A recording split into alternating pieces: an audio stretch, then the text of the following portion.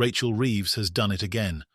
At a time when millions are struggling under the weight of tax hikes and pensioners are left in the cold, literally after the scrapping of winter fuel payments, it's been revealed that Labour ministers have been splashing out on media training. Yes, while households across the country are tightening their belts, Reeves's Treasury and 3 other government departments spent over £18,000 on coaching to perfect their media appearances. The details are as galling as they are astonishing. Reeves's Treasury leads the pack, having spent £9,700 on media training for its 7 ministers in just 6 months. The Department of Health and Social Care followed, albeit spending a modest £840. Even the Foreign Office and the Scotland Office got in on the act, forking out £1,848 and £5,416, respectively. But it's not the numbers themselves that have caused outrage, it's the timing. These expenditures come on the heels of Labour's controversial budget last October, which introduced sweeping tax hikes that hit hard-working families the most. Meanwhile, the decision to cut winter fuel payments left many pensioners wondering how they'll keep the heating on through the cold months. The hypocrisy is palpable, and it hasn't gone unnoticed. Conservative MP John Cooper, who uncovered the spending through parliamentary questions, didn't hold back in his criticism. Speaking to GB News, he described the spending as remarkable, given the financial pressures ordinary people face. What sticks in the craw, Cooper said, is not the amount that's been spent here. Arguably, it's relatively small, but at a time when money is tight and households are having to trim back on their budgets, it seems quite remarkable that the Treasury, of all people, should be spending money like this. But Cooper wasn't done. He pointed out the glaring hypocrisy in Labour's actions, recalling how Chief Secretary Darren Jones, while in opposition, had been fiercely critical of Conservative spending on media training. Everyone is asked to pull the horns in, and money is so very, very tight, Cooper continued. This does seem strange. There's a little bit of hypocrisy here. You can't have it both ways. Labour attempted to defend the spending by pointing fingers at the previous Conservative government. A Labour source claimed that the Tories had also spent vast sums on media training, highlighting a £110,000 contract awarded to Rishi Sunak's TV debate coach.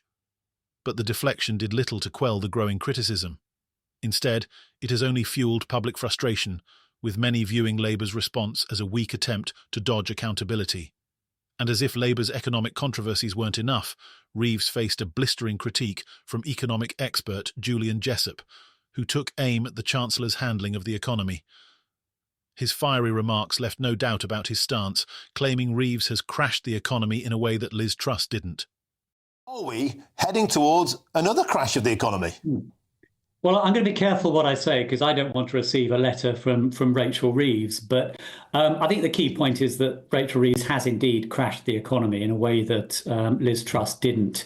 I have some sympathy because long-term interest rates are rising around the world. So it's not just the fallout from the budget here. So interest rates are up in the US and much of Europe because investors are getting worried again about inflation and excessive government borrowing. But the UK is an outlier. You know, our interest rates have risen more than most. They've risen about the same as in the US, even though our economy is a lot weaker. So there's definitely a problem in the UK.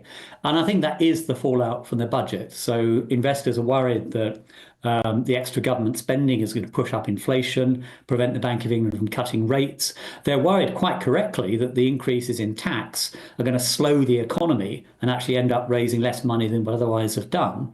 And finally, they're worried that the increased borrowing means it's going to be an awful lot more bonds that they need to buy. And they're only willing to do that if the interest rates on those bonds are higher. So I think it's undoubtedly primarily the fault of Rachel Reeves. And she has crashed the economy. We've seen business confidence slump. You know, growth has stalled. We may well now be in a recession. So I would be pointing the finger at her rather than back at Liz Truss.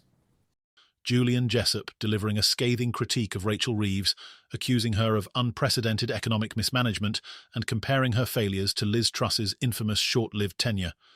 The clip, shared widely across social media, sent shockwaves through political circles. Critics and commentators alike seized on Jessop's remarks as further evidence of Labour's inability to manage the economy effectively.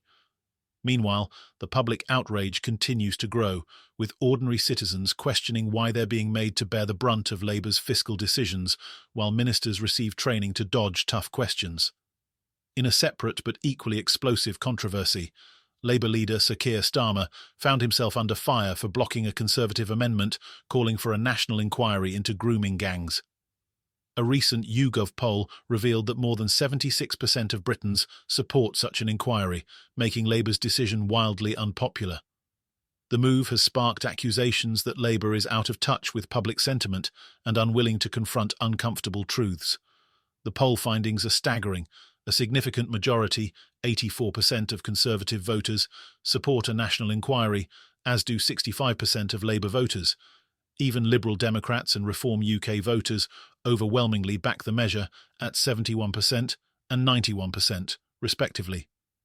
Yet Labour MPs voted down the amendment by a wide margin, 364 to 111.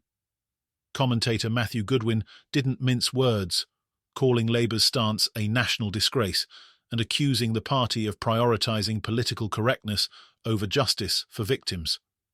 Speaking on GB News, he said, "The vast majority of Brits want a national inquiry.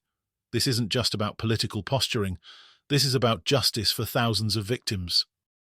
Labour MP Barry Gardiner attempted to defend the party's position, arguing that the focus should remain on broader legislation to protect children. But his comments did little to quiet the backlash. "The bill that we passed means children are safer today because we passed that bill," Gardiner insisted, but his words rang hollow for those demanding accountability. Adding to Labour's woes, a GB News investigation revealed that grooming gang activities are predominantly concentrated in Labour-held constituencies. Areas like Rotherham, Rochdale and Telford, each with significant Labour majorities, have been at the epicentre of these scandals. Collectively, over 2,500 children have been identified as victims in these areas alone. Critics argue that Labour's handling of the issue demonstrates a pattern of avoidance. Goodwin went further, suggesting that the party's reluctance to support an inquiry reflects deeper ideological issues. "This is a national systemic scandal that needs tougher recommendations than what the J report delivered," he said, referring to an earlier investigation into child sexual abuse. Labour has attempted to shift the narrative, pointing to measures passed in Parliament aimed at improving child safety, but the public's appetite for a full-scale inquiry remains unsatisfied. Victims and their families have expressed frustration with what they see as a lack of genuine accountability and action from those in power.